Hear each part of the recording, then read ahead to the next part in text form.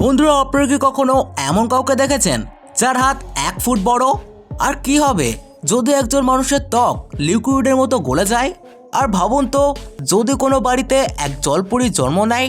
এই ভিডিওতে আমি আপনাদেরকে দেখাতে চলেছি পৃথিবীর এমন কিছু আজব ও অদ্ভুত মানুষকে, যাদেরকে দেখে আপনি সত্যি অবাক হয়ে যাবেন। তাহলে চলুন শুরু করা যাক। এম কালিম। বন্ধুরা, আমাদের শরীরের সবচেয়ে গুরুত্বপূর্ণ অংশগুলোর একটি হলো হাত। হাত ছাড়া আমরা প্রায় কোনো কাজই করতে পারি না। সাধারণভাবে একজন প্রাপ্তবয়স্ক মানুষের হাতের দৈর্ঘ্য হয় প্রায় 6 ইঞ্চি। কিন্তু আপনি কি কখনো এমন কাউকে দেখেছেন যার হাত 1 ফুটেরও বেশি লম্বা? এই ছেলেটির নাম কালিম। সে ভারতের এক গ্রামে বসবাস করে।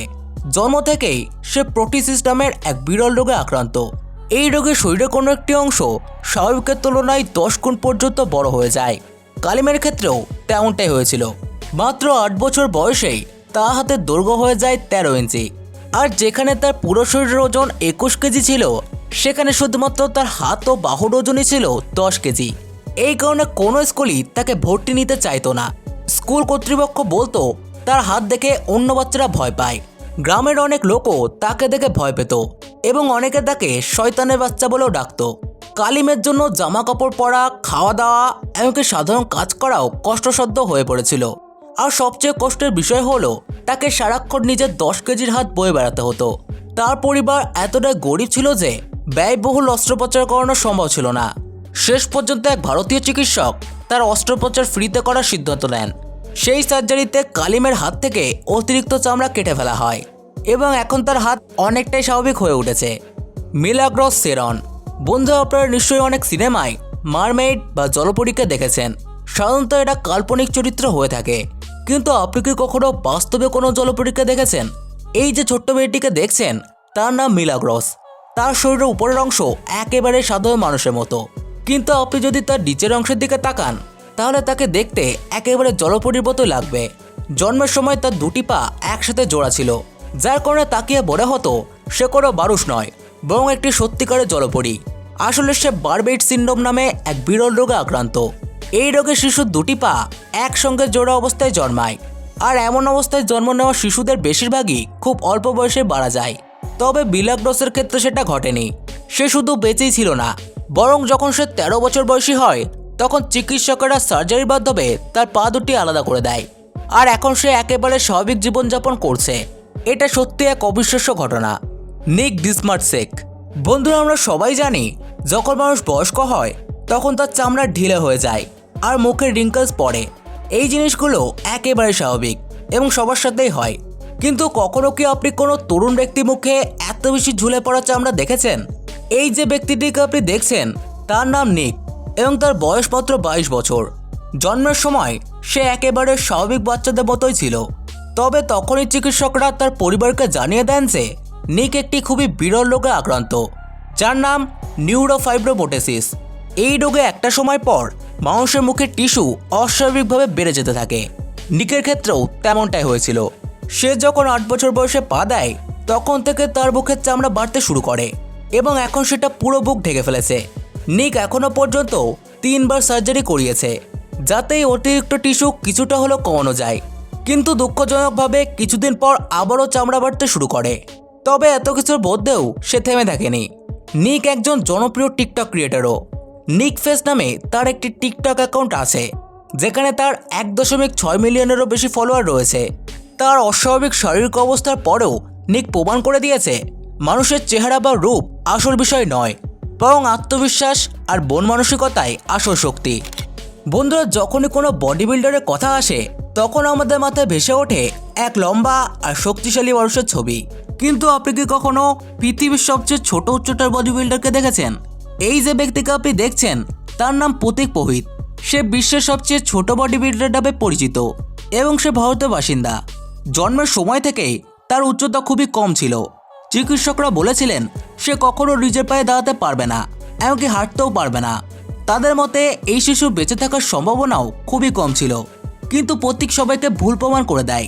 সে আজ সবকিছু নিজে করতে পারে আর স্বাভাবিক জীবনযাপনও করে। ছোটবেলা থেকেই তার স্বপ্ন ছিল বডি বিল্ডার হওয়ার। 2012 সালে সে প্রথম একটি বডি বিল্ডিং প্রতিযোগিতায় অংশগ্রহণ করে এবং সেখান থেকেই তার কেরিয়ার শুরু হয়। 2021 সালে সে বিশ্বের সবচেয়ে ছোট বডি বিল্ডার হিসেবে গ্রিনিস বুক অফ ওয়ার্ল্ড রেকর্ডে নিজের নাম তুলতে সক্ষম হয়।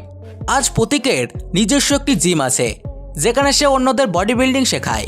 এটা আমাদেরকে শেখায় মানুষ কেমন দেখতে বা উচ্চতা কতটা সেটা বড় বিষয় নয়, বরং পরিশ্রম আর মনোবল থাকলে যে কেউই নিজের সীমা ছাড়িয়ে যেতে পারে। Stephen Ludwig. বন্ধুরা, এই যে ইয়ং ছেলেটিকে আপনি দেখতে পাচ্ছেন তার নাম স্টিফেন, আর সে মার্কিন যুক্তরাষ্ট্রের ওয়াশিংটনের বাসিন্দা। স্টিফেন জন্ম থেকেই এক বিরল জেনেটিক রোগে ভুগছে, যার কারণে তার বাঁ দিকের হাত ও পা ডান দিকের তুলনায় ছোট। যেভাবে যেভাবে সে বড় হতে থাকে তার দুই পায়ের আকারের পার্থক্য আরও স্পষ্ট হয়ে ওঠে। এখন তার বয়স 17 বছর, আর তার এক পা অন্যটার তুলনায় 9 ইঞ্চি ছোট। কিন্তু এখানেই শেষ নয়। স্টিফেন এত রোগে আক্রান্ত ছিল যে 17 বছর বয়স হওয়া পর্যন্ত তার 30 বার সার্জারি হয়েছে। তার মধ্যে ছিল লিউকেমিয়া, ব্যাকবোনের সমস্যা, অঙ্গ প্রতিস্থাপন, ক্যান্সার, এমনকি একবার বড় অস্ত্রোপচারও করতে হয়েছে। যখন তার লিউকেমিয়া ধরা পড়ে ডাক্তাররা ভেবেছিলেন সে হয়তো আর বাঁচবে না, কিন্তু অপারেশনের পর সে পুরোপুরি সুস্থ হয়ে ওঠে।